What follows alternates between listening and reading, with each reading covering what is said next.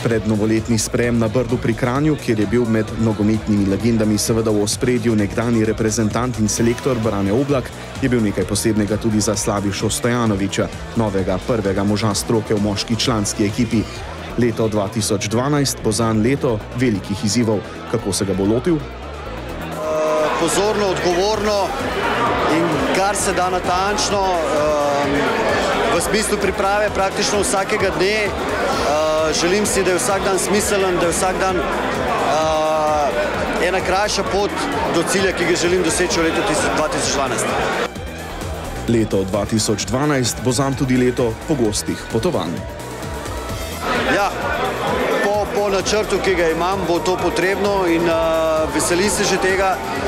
To gre v zakup mojega dela in enostavno je to nuja v tem nekem postavljanju vseh teh temeljev za dober začetek kvalifikacij.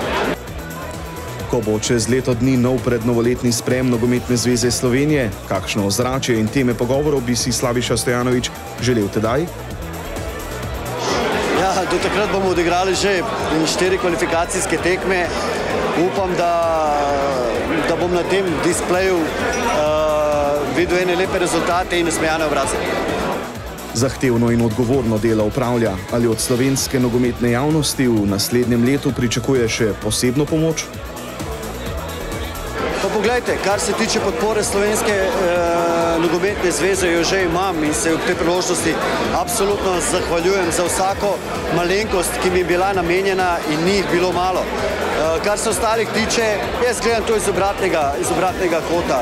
Jaz bom dal vse od sebe, poskušal bom iztržiti iz ekipe in upam, da igralci dajo vse od sebe in mi bomo praktično probali primorati njih, da bo to še v večjem številu, še bolj vzdušno navijanje, še bolj